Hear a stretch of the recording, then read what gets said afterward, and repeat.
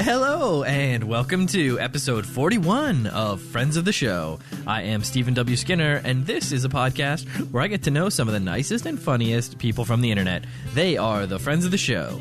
This week's friend is Jhanelle Dennis, who was so much fun to talk to.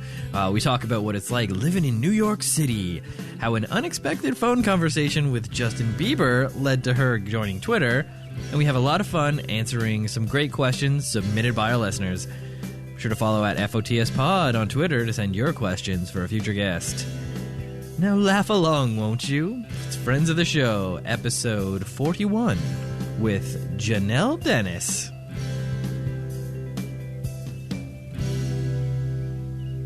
That they were the worst musician in the world. They were no playing motherfuckers. Paul was the worst bass player. Ringo, I remember once we were in the studio with George Martin and RingoJones arranged a version of Love is a Many-Splendored Thing for Starr's 1970 solo debut album, Sentimental Journey, which was produced by the British, or more than a bit gloopy. Had taken 3 hours for a 4-bar thing he was trying to fix on a song. He couldn't get it. We said, mate, why don't you go get some lager and lime, some shepherd's pie, and take an hour and a half and relax a bit? So we did, and we called Ronnie Verrell, a jazz drummer. Ronnie came in for 15 minutes and tore it up.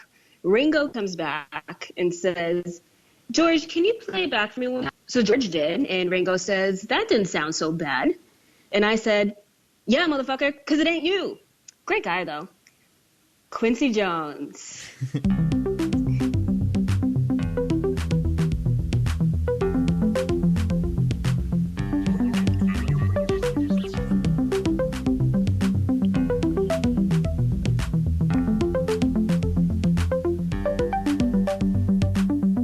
Oh, that Quincy Jones. Now, that was a wild quote. Thank you for bringing that quote. That was a wild story. And welcome to the podcast, Jhanelle.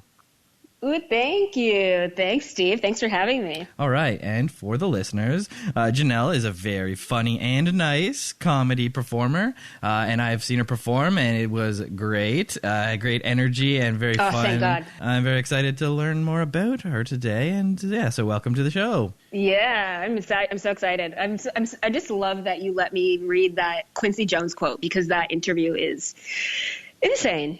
It is. That was. You have the record now for the longest quote. So there you go. You're in the podcast record books with that one, and it's really funny because it's kind of like shitting on the Beatles, which everyone kind of like, reveres musically, but Quincy Jones just telling it like it is. Telling it like it is. I heard he apologized 3 days ago, but I didn't want to read that one. There's no way that interview is going to be as interesting as this one. So. What's the point? Yeah, that was it in GQ or it was I know there was one in Vulture a couple of weeks before where he shit on Taylor Swift, and Oprah, which was super funny. And then this one, he said his daughter called him LLQJ, which stands for Loose Lips Quincy Jones. That's a fun nickname. Gotta love him. Yeah, I guess he's in the IDGAF phase of his career now.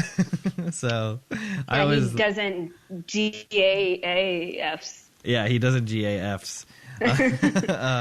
Yeah, so that's a great quote. And I think you brought a tweet that sort of parodies the Quincy Jones quote. Oh, yeah. So that's a tease for you listeners. That's coming up later in the show. Mm-hmm. All right. So now what I would like to do is get to know you a little bit because we haven't really talked that much. We've met each other in passing, which was very nice, but would love to find out more about you. So this is like the WTF Mark Maron part. So who are you guys? Where'd you grow up? Tell us your story. How'd you get to wherever you are right now? What is it, New York City? Yeah. You're in the Big Apple? The concrete Never jungle. sleeps?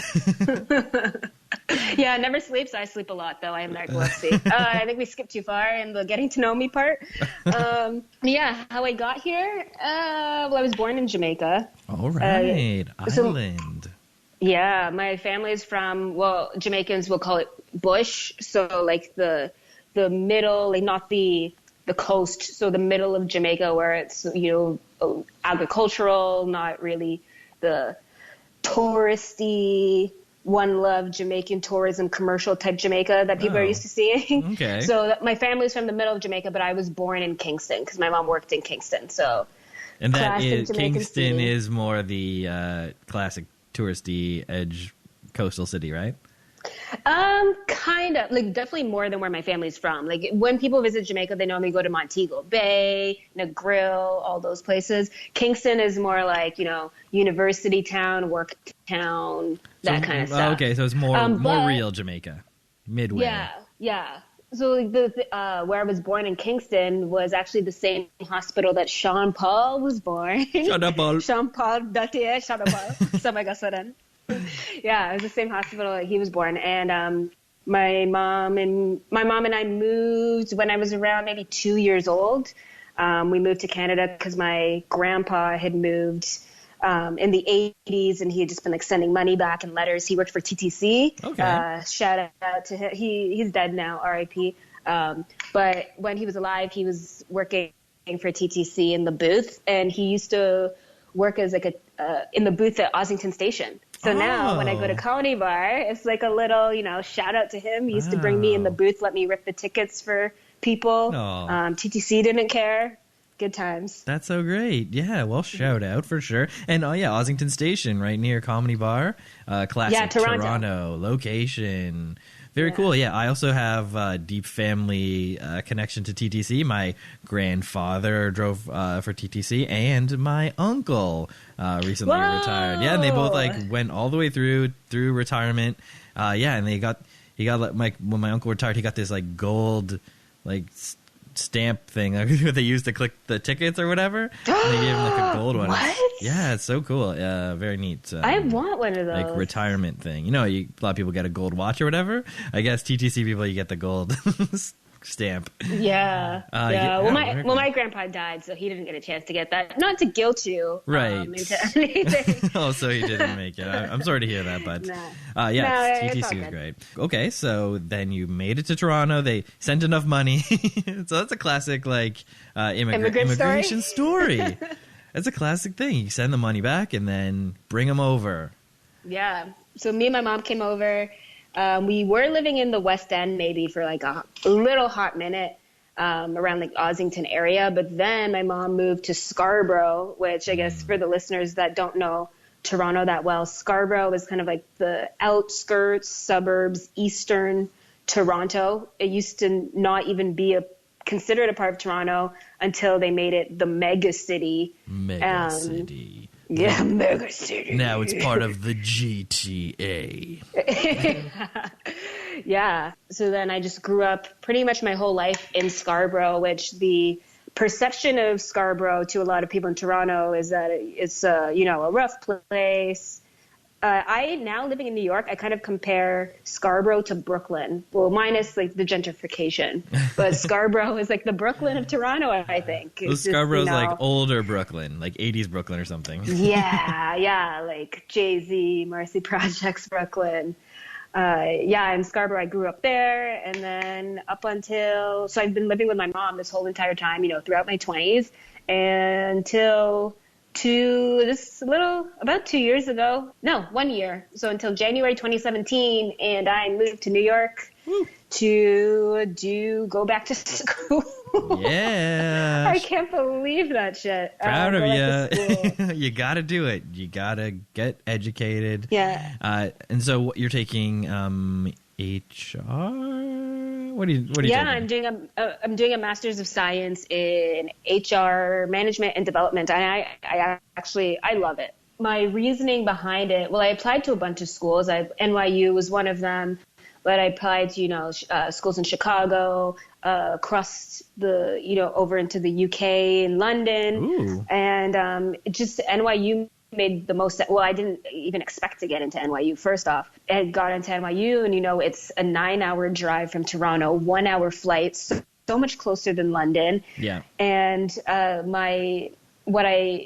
big factor of me, applying outside of Canada was that I want to work in the media and entertainment industry, because I'd been working in HR for about 5 years or so, and it was in nonprofits. So for Children's Mental Health Organization, for a community service agency. And, you get to a point in your life where you just want to sell out.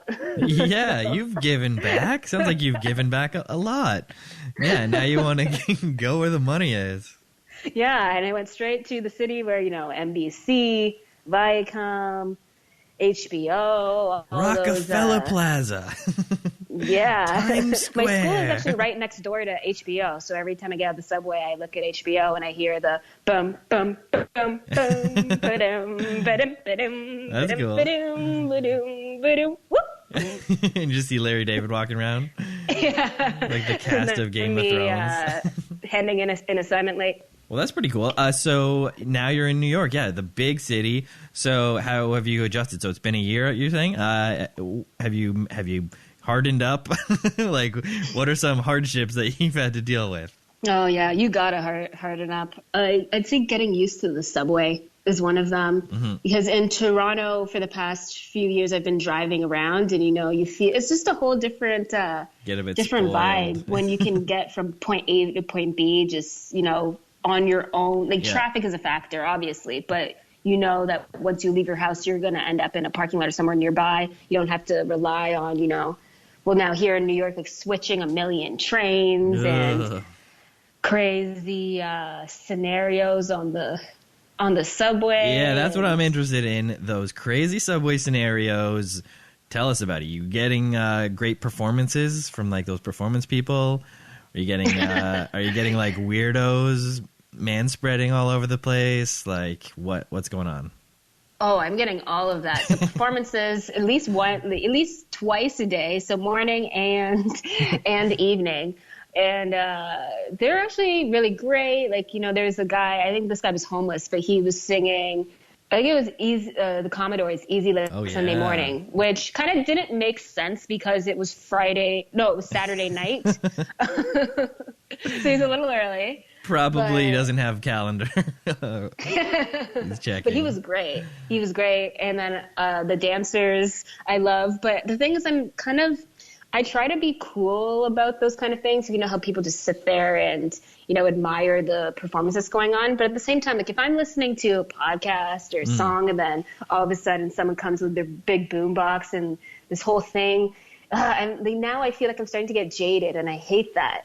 Yeah, that's it. That's the New York creeping in. You got to harden yourself. It's seeping in. Yeah, the other day there was a kid that, one of the ones that does the dancing and they swing around the poles and do all those tricks.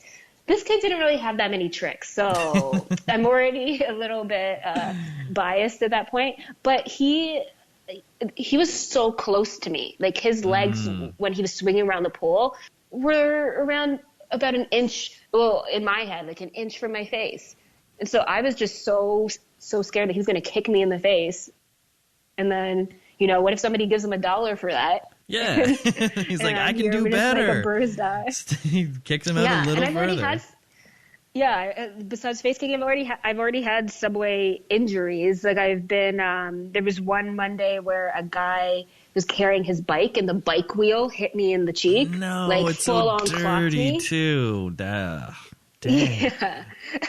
And he didn't notice at all. There was, yesterday I was on the train. It was my stop. I was about to get off and it was raining. So the floor was a little bit slippery. And one thing about the New York subway, they don't keep it as clean as the Toronto subway. Shocker. I know. They don't keep it as clean. So it was really slippery and mudgy and grudgy. And I'm carrying a whole bunch of bags filled with all these snacks and an umbrella. So I'm rushing to get off the train and I slip. I fall.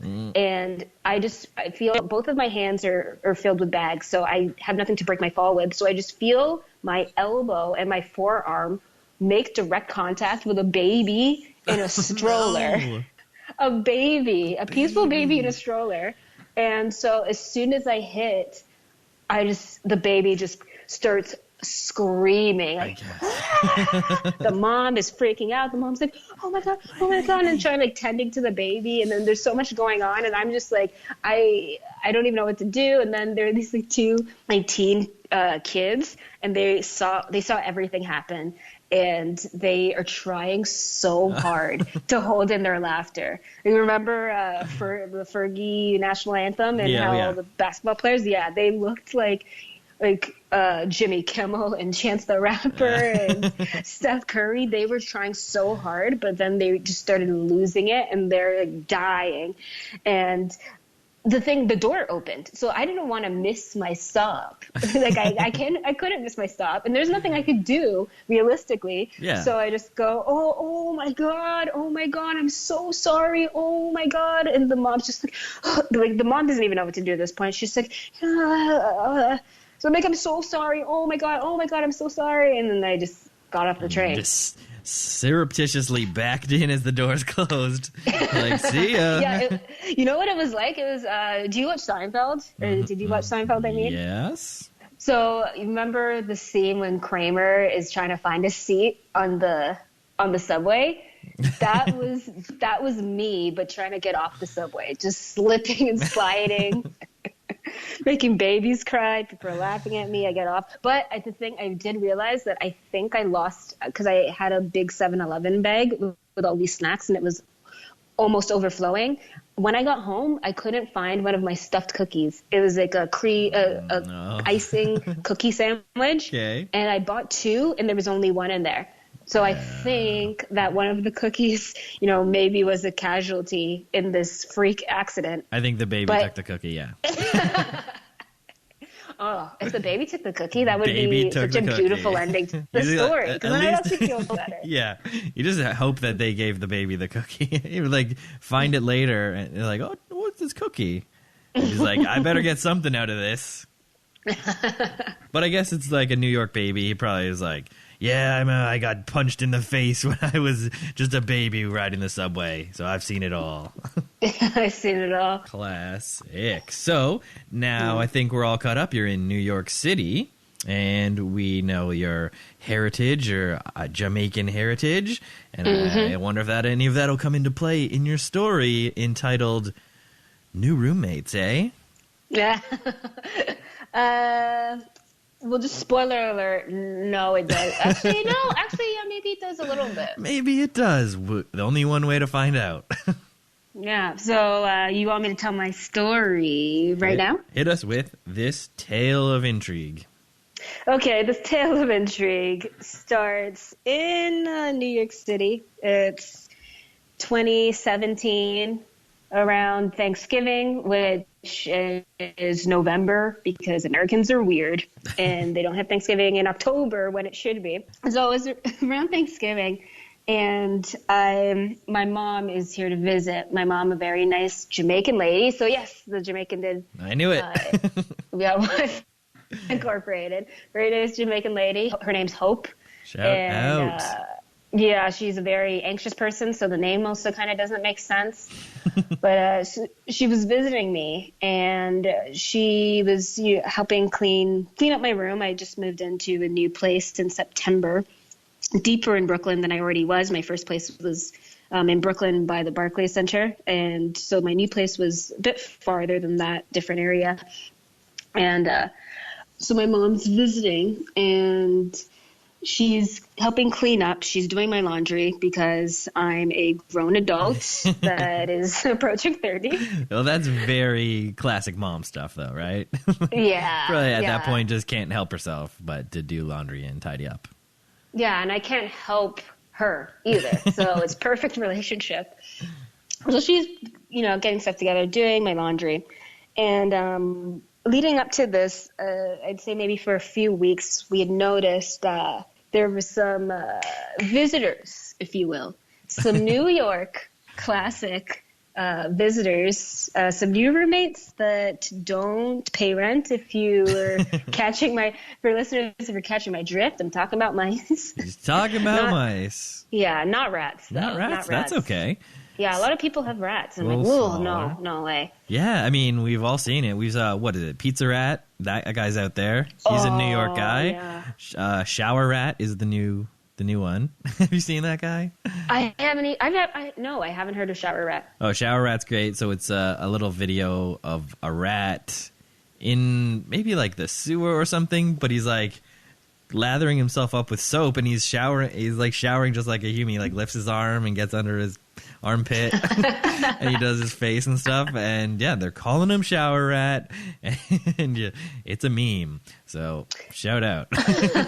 So at least they're not rats. That's what. That's but that actually sounds kind of cute. And the thing is that I find mice cute. You know, when I see them, especially they're a lot smaller than I think. Than I imagine, like smaller than hamsters, and the only thing that makes them a nuisance is just the fact that they'll destroy stuff you own. Oh yeah. So I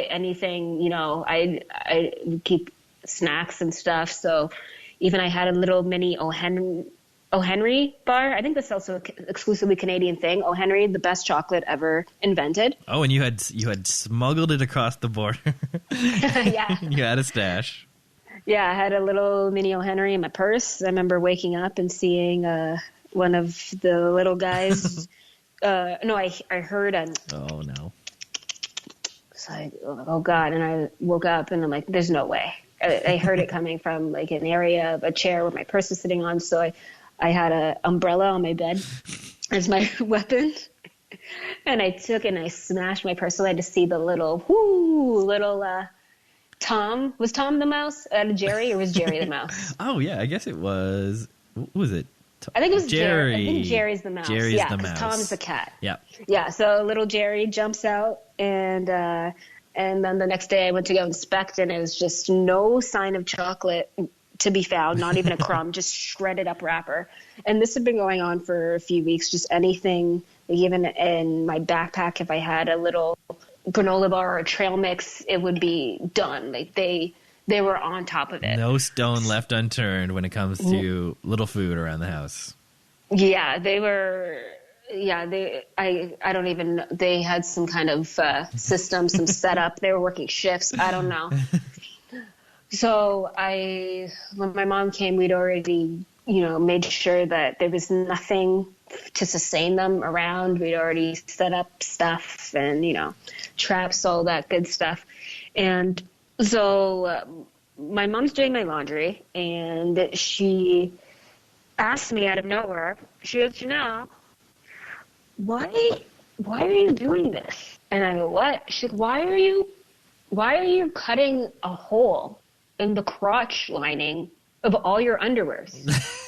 And I go, what? I beg your pardon? And she says it again. I'm like, what are you talking about? What are you talking about? She shows me. And when I saw this, the emotions that I felt, I can't even describe, ever feeling that a combination of such emotions. There was disgust, anger, sadness, embarrassment was probably the biggest one. So all of my underwears that had been in my closet, well, also now I'm realizing the story makes me sound really disgusting and gross. So that sucks. But yeah, there was a week on. No, it's the mice. The mice are the gross ones. The mice. They're the gross ones. But yeah, I didn't get around to. I usually, this is too much information now, but I usually wash my underwears by hand, and or as soon as they're dirty. But this particular week, they had just been in a pile in the back of my closet on the floor. So that's where my mom got this from, and it was just the the lining of the underwear, because it wasn't a straight hole through the whole thing. It was just the insides, which is the part that touches your body. Right.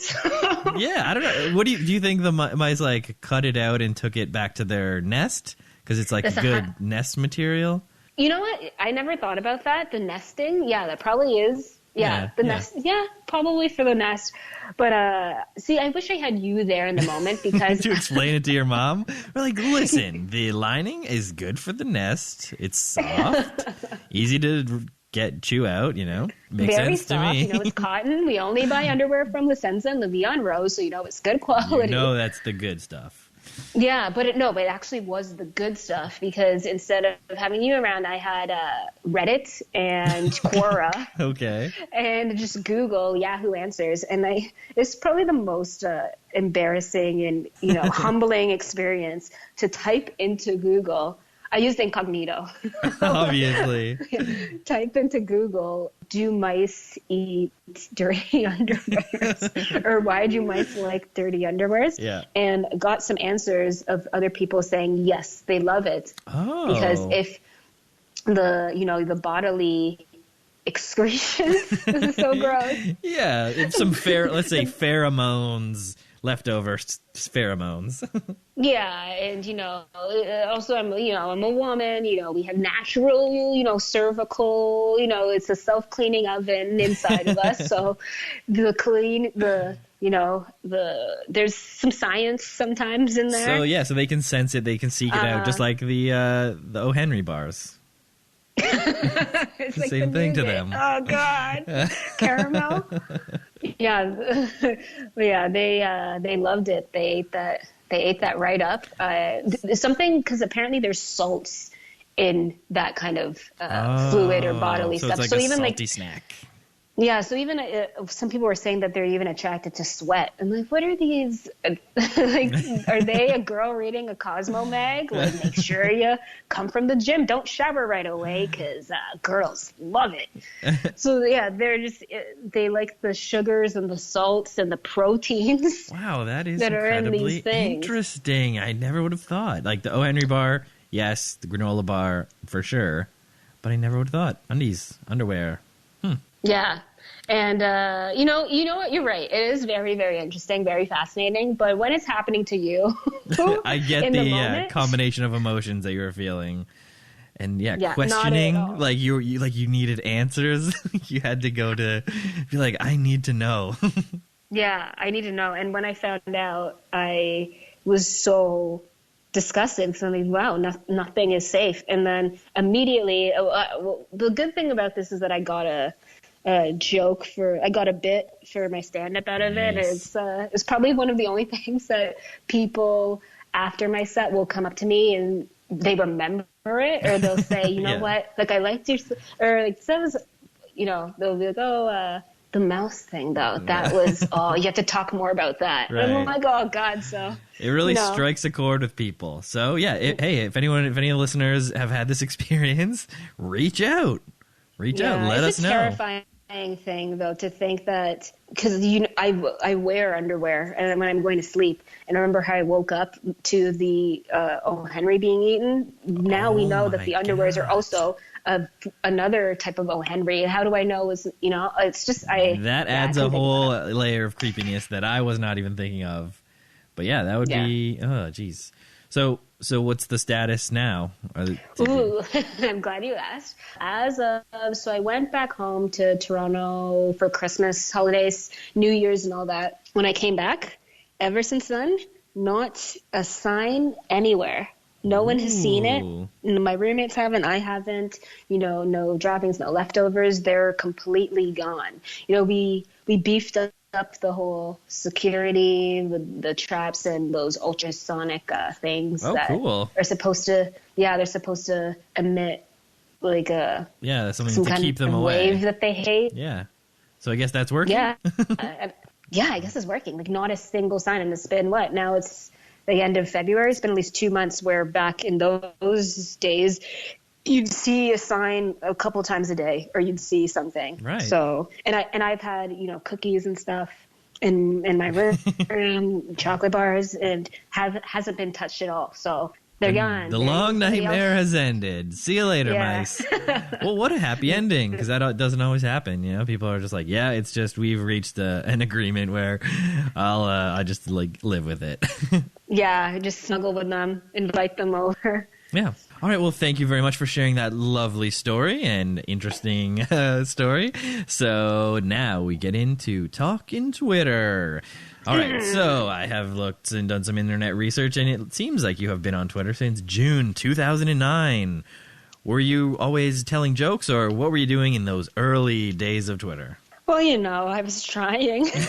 Yeah, so you did start it as like a joke account, because some people started as just like they'll follow celebrities or just looking at news, or they'll only see, like. I never think of Twitter like that. They like it's so weird because most of my friends and all the people I follow are all either comedians or writers or people that aren't, but are really, really funny and make jokes. So when I see people, well, I follow some HR people, like talent recruiter people. Yeah. So when I see serious tweets, it's such a strange thing, or people just updating normal updates about their day. I find it so strange. Yeah, like those old school Facebook status style updates, because that's sort of what I thought in the early days of Twitter. I'm like, oh, what's the point of that? Like, Facebook status has that.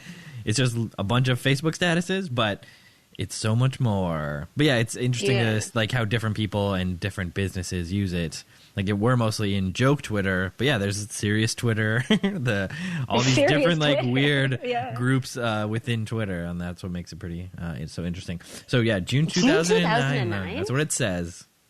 I'm trying to think of where I was in my life in 2000. I'm probably going to rap concerts and... What was the good rap back then? What was in 2009? What was it back then? Kanye was... Oh, yeah. He was popping off. Yeah, he was... Yeah. Lupe Fiasco, I remember being really into Lupe Fiasco, Kick, Kick, Push, I believe. Was that him? Yeah. Oh, yeah. I think that was him. Yeah, I totally forgot about that. Back in Skate... Back then. Him in skateboarding skateboard P. Little skateboard P. Little skateboard P. But yeah, 2009, I remember getting my friends into Twitter, and... Just so you could get some more followers to read your jokes? Oh my God. Now I remember. Okay, so I was kind of lying a little bit. A big part of my getting into Twitter, or starting to post updates, was because of Justin Bieber. Biebs! Biebs. Wow. So this is just a mini story. So my friend and I, we had some friends. We were friends with there was this rapper back then. Well, he probably still raps now, but I mean, like, he was popular then, not really so much now. His name is Asher Roth. He was like that white rapper. Oh, yeah. I've heard of him. Yeah, that rapped about college. So we were friends with his friends and his, drummer and DJ and stuff. So they let us, come on tour with them. It wasn't in like a gloopy way, but they let us just like come out, hang on the bus or hang in New York at shows. And it was just such a fun time. So he had a show at the Nokia Theater in New York. This was around my birthday. So we made the trip, and we're in the backstage. And so we're sitting around I remember I was eating marshmallows in Nutella. I was dipping the marshmallows in the Nutella. Classic backstage food. Yeah. And no, I brought Oh, you brought that. This wasn't even craft services or anything. This was straight out of my duffel bag that I brought. That's awesome. And so we're sitting there eating, and, people are coming in and out, like management types. And I could just tell that they're looking at me and my friend, but probably mostly me, being like, who is this girl? Why is she where'd she get those marshmallows and Nutella? That looks delicious. Yeah. So this one guy, he comes in and he's talking to us about he goes, are those marshmallows and Nutella? And I go, yep. He's like, that's weird. And I'm like, yeah, I guess. And we're eating pizza and stuff. And then I was talking so it turns out he was Asher's manager, Scooter Braun. Oh, I've heard that name. Yeah. So he also was the guy that discovered Justin Bieber. Mm-hmm. So he was Justin Bieber's manager. So at this point, we're talking to his assistant, and he comes in and he goes, wait, do you have passes to be in here? And then we go, oh, and then he just leaves the room like, oh God, we're going to get kicked out. And then he comes back and then he doesn't say anything. So I go, is everything okay? He goes, oh yeah, since you guys were actually on the list to have passes, but you somehow got in without having to show them. So now I can give your passes to these people that I know, so they can get in. So I go, oh, okay, sweet.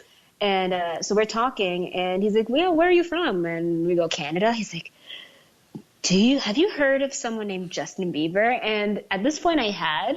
Is this baby era? Like, what level of Justin Bieber is this? This was right before Baby. So this was, what was, actually, I think it may have even been post Baby. I think it may have been post Baby. I think it may have been around the time, if not before, One Time. Remember his first song? I'm gonna tell you one time, girl, I love you. That one. So I think it was either when it was just coming out. It was at a point where he wasn't he wasn't Biebs, like he wasn't famous yet. He was just like, if you were someone that lurked on YouTube and that kind of stuff a lot, that you would know of him. So that's how I knew him, as the kid that had the YouTube video of singing to Usher and getting discovered by Usher and skateboarding and drumming, and he'd been to Much Music and performed there. So I knew him because of that. And a bunch of girls that I worked with who were at that time in their mid-20s were in love with him. But he was like 15 or something at this point. So I'm telling Scooter all of this, and his face is just lighting up. He's like, you got to tell him yourself. You got to tell him. I'm like, what? So he starts dialing his phone, and he's like, you got to tell him yourself. So he gets Justin Bieber on the phone, and he's like, yeah, hey, buddy, I'm at New York. I'm at the Astros concert in New York right now. I'm sitting with this girl. She's 20 years old. She's from Toronto, Canada, and she has something to tell you. And then he just passes me the phone. So I don't know what to say. And at the same time, I kind of just wanted to be, I guess, just sarcastic and funny, because I hate the whole like celebrity type thing. So he puts me on the phone. I'm like, hey, my mom wants to know, can you help us pay off our mortgage? Because you're probably going to blow up and make a lot of money. So would you let my mom adopt you? So then you can make us some money and pay off her mortgage. So then he's playing along with it. He's like, I'll see, maybe if my parents let me. He's like, I'll see what my parents say. Then his voice he sounded like such a baby. And like he was so cute. And he's just like, hey, what are you doing there? How did you meet Scooter or whatever? I actually have the video of this phone call on my Facebook. So if you want to, oh, that's very cool. Check that out after. But yeah, so he was on. So this whole time, Scooter's like, oh, are you on Twitter? Like, add me on Twitter. And because he was at this point, he was offering me and my friend a job, because he's like, you know what, you guys are really friendly, everyone loves you, and it wasn't like a groupie situation. So he's like, do you want to sell merch on this tour? Like, what are you doing for the next 2 weeks? But my mom had planned a trip to Europe. So. Oh, saved you from getting into a life of merch sales on tour. Being merch queen. Yeah, so, but the thing is, we actually had a call with Scooter a couple months later, because he's like, I think we're doing the Blink-182 reunion tour, so I'll keep you posted about that if you want to sell merch there. But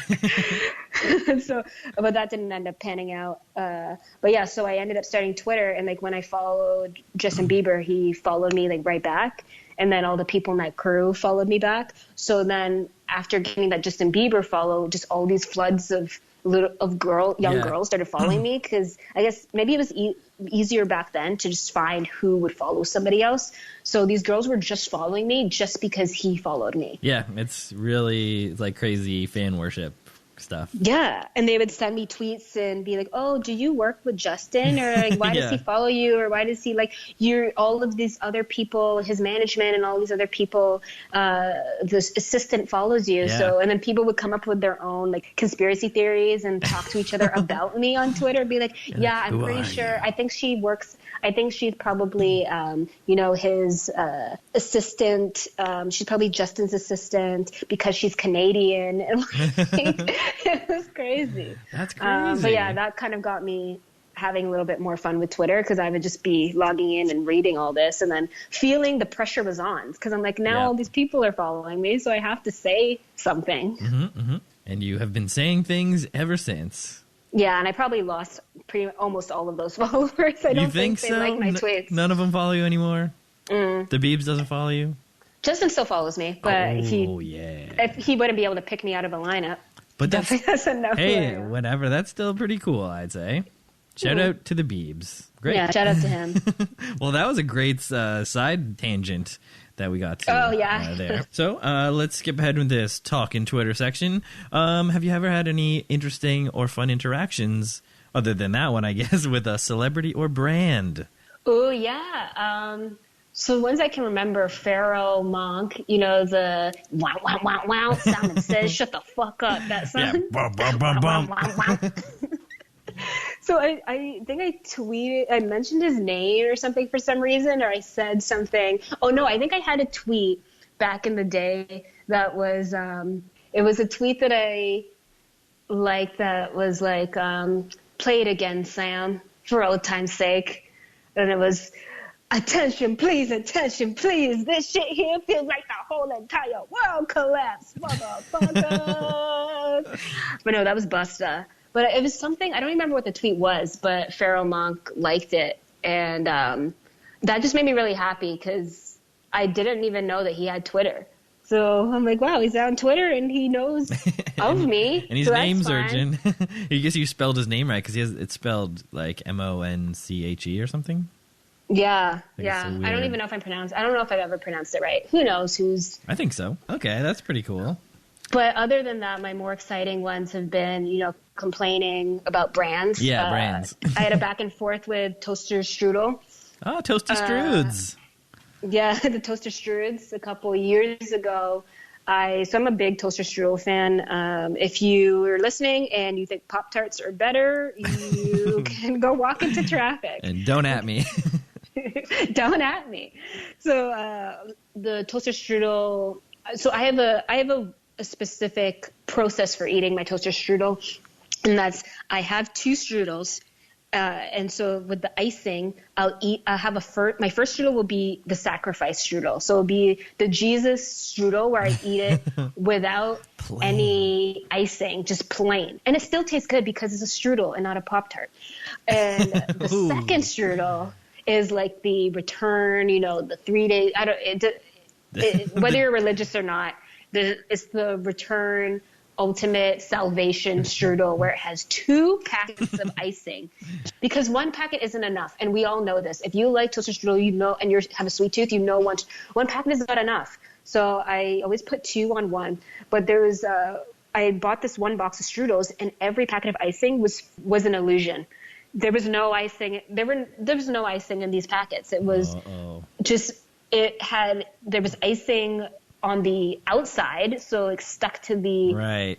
stuck. It gave the illusion that it was full. Yeah, but there was no actual icing in there. It was just like spread on the inner lining, but there was nothing in there. So when you rip off the little tab or whatever, and you squeeze it, nothing comes out. Yeah. Well, okay. I'm maybe exaggerating a little bit. A tiny bit came out, but it was not even half full. Not a full serving. Yeah. Not a full serving at all, which for my my salvation strudel, it was so sad. So I took pictures of the icing packets, took pictures of the strudels, and tweeted it right away and started kind of going on I would say probably you could say I was being a bit extra. I was tweeting, getting no response, and I kept tweeting, and my friends thought it was funny, so then they were saying, you know, Toaster Strudel, give Jhanelle some answers. We're not buying it until you answer Jhanelle. Why does she get no icing? And then I would just keep on tweeting it and then making jokes about it, and then eventually they slid up in the DMs. And yeah, they sent me they asked for my address, and then later in the mail, I got a letter of them apologizing for the quality of the product not being up to standard, and coupons to get free toaster strudels and General Mills products. Oh, that's great. So Cheerios, all of that. It was such a great experience. I love them now. Pop-Tarts would never. Brand came through online. Yeah, I love seeing those brands who do good online and right the wrongs that they themselves has caused. Yeah. It was magical. And there was someone else that I was harassing on Twitter. I think it was when I started stand-up, I was doing this dumb joke, which now I look at it, I don't know. I definitely don't do it anymore. It was so dumb. It was about Ghost Bruce Lee, and Bruce Lee in that movie No Retreat, No Surrender, and how he was teaching that kid how to fight as a ghost. And so I started making memes about Ghost Bruce Lee and being like, thank you, base Ghost Bruce Lee. The reason I brought it up in the joke was because there was they announced Bruce Lee as special fighter on it was the UFC.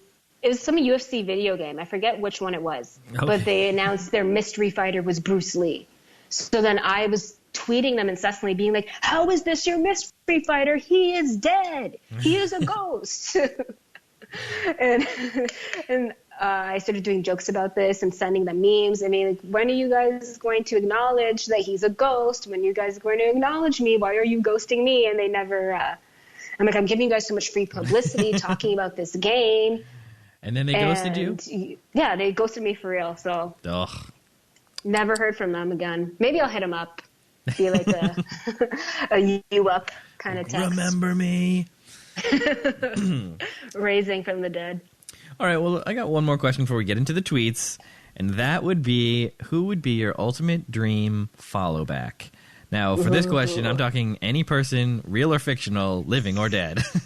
Oh. So, like, they don't even have to really be a person or exist or have Twitter. In this scenario, they do have Twitter, and you'd love a follow back. Okay. Can I choose one real and one not? Yes. Okay. So my real one would be, and this is just me being thirsty, Michael B. Jordan to follow back. I love him, and I just saw Black Panther, and I'm planning our wedding, so it would be really helpful if he followed me back. Yeah, it'd be because our wedding, I feel like that could be a source of strife in our marriage if I follow him and he doesn't follow me back. So yeah, Michael B. Jordan, that's my real pick. For fictional pick, I would say if Michael Scott from The Office were a real person. One. Yeah. His tweets would be ridiculous. Yeah, and I feel like he would be the type that would, when people respond to your tweets or your joke tweets, taking them seriously, and you're like, you just ruined it. Yeah. I feel like he would do that to me a lot, but it would actually be funny. Yeah, he'd be super sincere about it. Yeah. All right, well, great. So that concludes our talk on Twitter, and let's get into the tweets.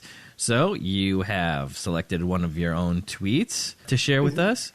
Would you like to read it for the class? I guess. You know what? It was so hard. I know. I make people choose as like a Sophie's Choice of all their tweets. Yeah, and it's also another humbling experience because when you're tweeting and you're putting these out and you think, as soon as you put it out, you think it's so great, until it gets like less than 10 feedback. Yeah. And that's pretty much the story of my life for Twitter. So I have all these tweets I was looking at. I'm like, should I pick this one because I really thought it was funny and it only got 4 favorites, but maybe Steve will find it funny. But then I would think about it too much and be like, maybe it's not funny. But okay. So here's my tweet that I picked, and it was just use the term quote unquote leg wrist, because I couldn't remember the word ankle. It's been a long day. I love that one. Leg wrist. Leg wrist. That's and what that was it a real is. thing, too. Yeah. I love the ones that come from something real because, it's more relatable and people can tell. Like, oh, I bet you actually thought it was a leg wrist. Yeah. And the thing is that, objectively speaking, I'm not even a huge fan of this tweet, to be honest. I like it because it was real and it was something that I actually thought, and it got more likes than most things that I do, yeah. Which I'm like, okay, I guess people resonate with this. Maybe other people are dumb like me. Well, I liked it. Leg wrist, classic. You can use that term interchangeably. Yeah. And so, that's the reason I like. There's some other ones that I definitely like a lot more, but all right. Well, hopefully the one that sticking with leg wrist. Hopefully the one that I have selected is one of those. And my pick from your tweets is this. You picked one? Yeah, and here it is. Oh, okay. Looking for a bookie that takes bets on which of your coworkers are coming back for seconds when there's cake. I love this one because I was like, I've had the same thought. I'm like, there should be like a betting website, like a bodog.com, for where you just put in your own odds for your friends. Right? About like local stuff, right? Like, because that's the thing. Like, this one really resonated with me because you always like make those silly kind of like bets with your friends and stuff about personal things that you can't normally bet on, things that don't really have like an over under odds, but you make up your own odds. You make your odds and you place these bets. So I really like that. And you know you would be so rich, because that actually came from a real place too. It was at my old workplace. Me and my coworker would take lunch late, so around maybe 1 or 2 o'clock. And this was prime, leftover time when people would come back to try and get their seconds. So for my whole lunch hour, I remember we'd see people would come in 3 times. So me and my coworker would be like, oh yeah, we knew who would come back for seconds and who would bring their Tupperware. Bring but the now Tupperware. I'm that person. Yeah, coming back for seconds is one thing. It's fine. But that Tupperware move, that's like next level. Yeah. And I'm that person now. You're a Tupperware queen. Yeah, and I pulled that too. So that joke could have worked on me. Like, I would be I'd be the horse to bet on. Always bet on Jhanelle coming back for cake. Yeah, and also bet on me trying to fool everyone that it's my first time. I was so good at pretend going in and being like, oh, is there cake? Cake? Oh. What is this? Is this a custard? When I already have like 2 on my desk and 1 wrapped in my bag ready to go. And some custard on your lip.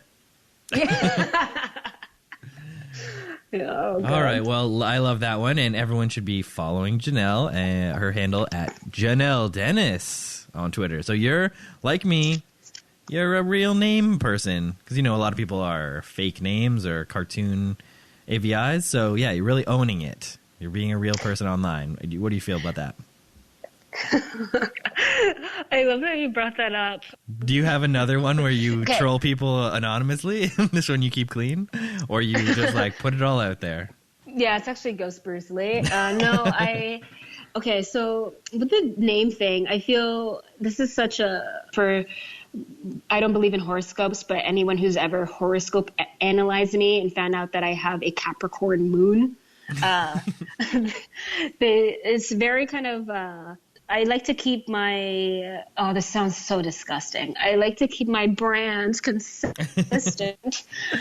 So if someone goes to follow me on Instagram or knows me on Facebook, I want them to be able to look me up and be able to find me easily. So just by putting in my name. And my name is pretty unique because the Jhanelle is spelled with an H because my parents are weird. So I just like the consistency, keeping it like that. Also, Steve, who knows, like, what if one day one of us becomes famous for who knows what reason? Yeah. The famous people have their names. That's right. I'm just saying. Yeah, it's a little bit harder to be one of those anonymous people who becomes famous because, what are you going to be, Banksy? That's impossible to keep that sort of level of secrecy going. All right, so now we get into your picks from others. So, sifted from the hundreds of tweets online, you have selected a bunch of tweets. So I just put them all in, but I think we're running a little short on time. So we'll go, you read one, I'll read one, you read one, and then maybe I'll read one. We'll do 4. Okay, so the first one, this is by @Slimmy Hendrix. See, that's a cool name. That's cool. Wish I could Yeah, Slimmy Hendrix's other name is Tibred Terry. And he tweets, quoting Quincy Jones, "So, we're in the middle of Cars 2, right? I'm loving it. Then I hear some kid yell, 'This N-word eating beans.' So I turn around and sure enough, some N-word was eating beans. Beans! So, but I can't go into much detail. I've already said too much. You ever play Pokemon Go?" That's the tweet we were teasing at the top of the show, the classic Quincy Jones satire tweet. just rambling on. It was exactly him. It was perfect. It's so good. It's so good. So that was @Slimmy Hendrix. Everyone go check him out. All right, this next one is from a verified account. This is nice. And he is from that Desus and Mero show on Vice, I believe. So his tweet, it's a Black Panther reference. and it is this. IRL, y'all will be sick of Killmonger for spamming your timeline with links about lettuce being man-made. Like, that's the Michael B. Jordan character, correct? Of Black Panther. And so I guess in real life, he would be more of like a lame person online. Yeah, and also it was, I think, a joke about the fact that Killmonger was the woke villain, and everyone that saw the movie was like, you know what, I agree with Killmonger, even though he was, well, not to spoil anything, but yeah, I agree with him. He had some good points. And so this tweet is like, no, if Killmonger were real, he would definitely be the type that tells you that he'd be the type that has tape over his laptop camera. Which everyone should definitely do. They're watching you every minute.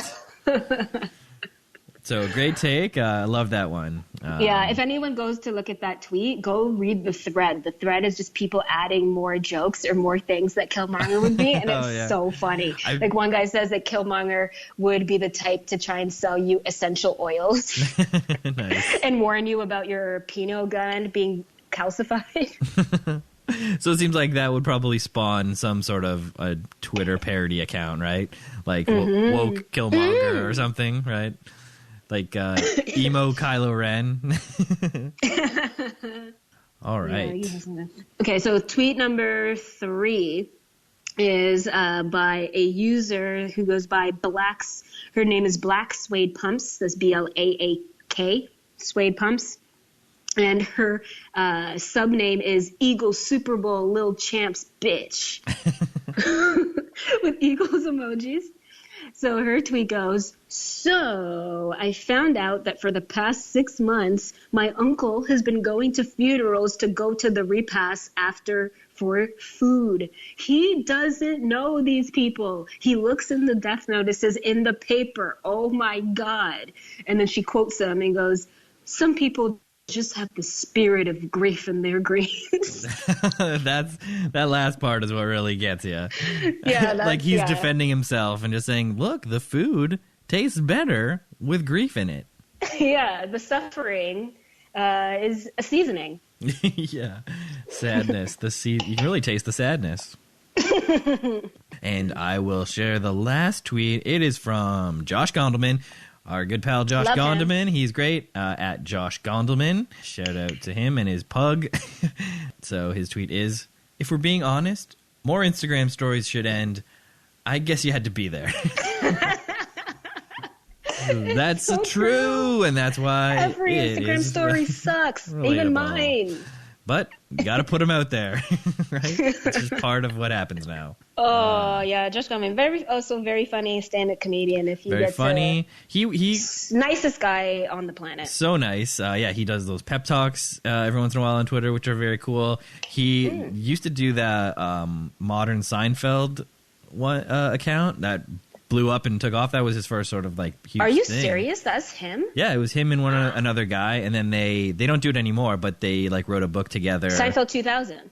No, Seinfeld 2000 is a parody of that. So Josh Gondelman started Modern Seinfeld, and it was sort of just like, what if Seinfeld was modern, and then it would do like little episode recaps using like modern like references. And then Seinfeld 2000 is like that, but it like satirizes that to like an insane degree. So yeah, that's sort of that's like the stepping stone. But yeah, Josh Gondelman, shout! Wow, I had no idea that was him. I love him. Yeah, great. All right, and even more. And now we get into everyone's favorite segment. It is questions from Twitter. So we got a few questions here sent in by our listeners. So thank you very much to everyone who has sent a question. And be sure to follow at FOTS Pod and send a question for a future guest. The first question comes from Thomas Brendel at The Solemn Bard. And he... I remember this guy. Yeah. You were very interested in this. And he says... I love him. The power of anagram compels me to ask... Does hell need ninjas? So hell need ninjas, all caps. And what is that? What is that an anagram of, Jhanelle? I'm crying right now.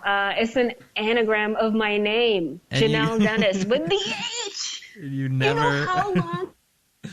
my whole entire life, I've been trying to find an anagram for my name. I found, certain things that you could spell my name with, but never with all of the letters. Hell needs ninjas. I'm so shook. That's good. That would look good on a shirt. Yeah. Maybe I can start a brand out of that. Oh, yeah. Hell ninjas? That's pretty badass. Hell needs ninjas. I just can't even believe it. I counted it 1,000,000 times just to try. I'm like, there's no way. I'm like, he has an extra E in there, or there's missing an L, or there's no D. Nope. He got it spot on, and I'm so scared. He did it. That's his superpower. He has the power of anagram. So I guess now we've settled that that's a very cool anagram of your name. So thank you very much, Thomas, for sending that in. And now the next question comes from Llama in a Tux at Llama in a Tux. And Kevin asks, hello, longtime listener and also longtime caller. Can you explain some of the differences or connections between tweet writing and stand-up? What are some elements that work in one but not both, or that work in both? Great question. That's such a good question, which is so good that I know that I'm definitely going to disappoint with my answer. No. Yeah, I'd say in the parallels between Twitter and stand-up is just so natural because, well, I guess now beyond that we're allowed beyond 280 characters or whatever it is. Twitter, you have to be concise, and that is such an important thing with stand-up. You have to be able to, if you have a funny story or if you have all these funny thoughts, you have to be able to whittle it, or the best comics are the ones that whittle it down to just the basic bare bones information that you need to set it up, and then your punch, and then maybe a tag. But that's what makes a joke work, and Twitter is so great for that because you have to, you don't have all of these characters and all this space to dedicate to it. So you just have to, get all of those elements out there in as little characters as possible. Yeah, it's a great practice in editing, self-editing. Self-edit. See, that self-editing, I could have just edited my whole answer and just said that. Well, next time, right? That's how it works. But I've never been great at being concise, so I'll tell you. Well, now I'm getting a lot better at it. Is that how you work out your stuff on stage, or do you work it out more on stage, or sort of edit it, on paper? I work it on the stage. Yeah. So kind of what you're saying and what the question was alluding to, the Twitter is always, for me, but also I know most comedians, a lot of my friends, it's a great starting point for you to put a half-baked joke out there and then write based on that. So using that tweet as a writing prompt to kind of flesh out different punches, tags, where it could go, changing some details around. A lot of my bits have started out as a tweet or status, or even just going to Facebook. So a status that got a lot of likes or comments and people really seem to resonate with that. Normally then I'll take that to the stage because it's the best. The internet and Twitter is the best focus group. Yeah, so you already have a little bit of feedback. You know that it's resonating on some level. There's some nugget that people are identifying with, or it's hitting some chord. So that is the impetus to then, flesh it out. Like you're saying, work it out on stage, find out where else you can go with it, but keep that core idea that really resonated with people. Yeah, exactly. That's pretty much, that's it in a nutshell. Well, there you go. And thank you very much for your question, Llama in a Tux. And thanks, Llama. Thanks, Llama. And now the final question comes in from friend of the show, Timmy at the Timmy Toes. And Timmy asks, when it comes to tissues, are the little cube boxes or the rectangle boxes better? I actually laughed when I read this question because this is Twitter. Like, that question is Twitter, and that's why I love it. Well, also Reddit, but it's such a Twitter question. And I hated that I already had an answer immediately when I read it. You had a reaction answer. Yeah. The square box, bro. The square. I don't know why we, as a society, we started with the rectangle box. It just doesn't make any sense. I have tissue, I always have a box of tissues on every nightstand, every table. The rectangle box gets knocked off. It's too big. It's too big. You need the square. That's true. I just always thought because the tissues are rectangles, then that's just how they naturally lie, that the rectangle makes sense. Right? But I understand your point in that it's a weird size. It doesn't fit, like you're saying, on your nightstand or whatever. It never looks good in wherever you put it. That's why they have those like boxes, like the decorative things that go over top of the Kleenex box. That's an industry, just covering up a Kleenex box. Yeah, I thought that was a black people thing, the tissue box cover, like the decorative tissue box cover. The love is always like so blinged out. But yeah, the square is so much better. I have 2 in my room right now, and because I have a square, I have a lamp shelf, and it fits perfectly. I can put the tissue box on there with a glass of water. My sister calls it night water because it's water that you drink at night. Yeah. And then breakfast bedside beer. That's my own thing. So it's like a can of beer. Yummy. Yeah, it's a can of beer normally that I haven't finished from the night before. Yeah. And so I wake up in the morning, I have a couple sips, and I drink it. That's my it's a little hair bedtime. Hair of the dog for you. Yeah, bedside breakfast beer. But it wouldn't be possible if I had a rectangle tissue box. I'd have to choose. Yeah, that wouldn't make any sense. Yeah. All right, well, that just about does it. Thank you very much to Timmy for that question, and thank you everyone who has submitted a question. All right, and as we wind it up, this is the end of the show, we're going to get into what you're going to promote. I think you have a couple dates here. So this episode will be out on March 5th, I think, Monday. So that's a date that you're going to do a comedy show on, I think.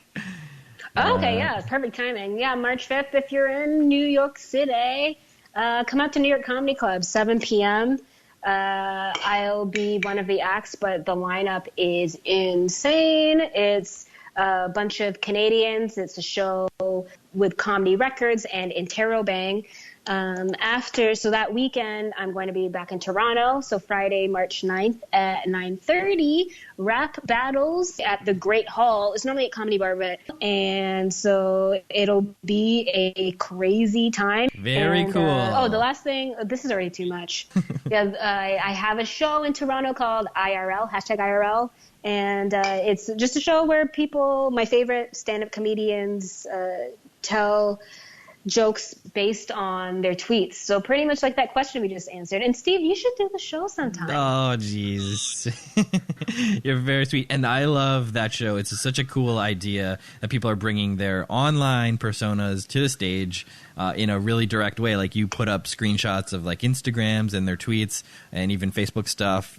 So it covers all the gamuts of social media.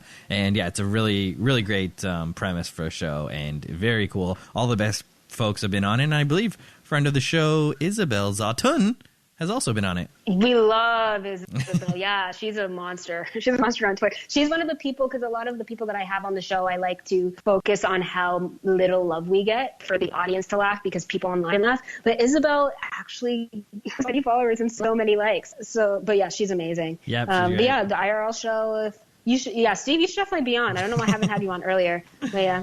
You should be, and it may be actually coming to New York. We're still working out the logistics and stuff of that, but yeah. That is very exciting, very cool. Yeah, so everyone check out all those shows. Get that rap album, The Cream Soda Fur Coat by Running at the Mouth. And yeah, check out the #IRL show, and I guess you can check out your Facebook page as well. Yeah, I like the Facebook page. I promise I don't spam it. I only post about when the shows are coming up. Yeah, need to know info. Just the good stuff. And I also post about it on my Twitter too. So if you don't like liking things on Facebook, just follow me on Twitter and keep up to date with it there. It's always such a fun time. Speaking of such a fun time, this was such a fun time. So great talking to you. Had a great time. Really, it was great. So thank you very much. And now I will play the theme and we'll say our goodbyes. So thanks again. This was awesome. And all the best to you, and no mice in New York. Yeah, no mice. All right. So thank you, everyone. And thanks, Jhanelle. Bye. Thanks, Steve. Well, that's it. I hope you enjoyed this week's episode with Jhanelle. Please check the show notes for links to the album "Da Cream Soda Fur Coat" by her rap group Runnin' at the Mouth. And be sure to check out that Rap Battles 100th Show Spectacular on March 9th at the Great Hall in Toronto, 9:30 p.m. Follow at FOTS Pod and send a question for a future guest. Following at Skinner Steven, you should be. And visit StephenWSkinner.com for all the old shows. Now you can subscribe and you can leave a review. That'd be great. Thank you. And also, thank you to Ruby Coast for the music and to Kyle I. Davidson for the theme song and to you for listening. This is Stephen W. Skinner saying the sign-off phrase now. Have a great one.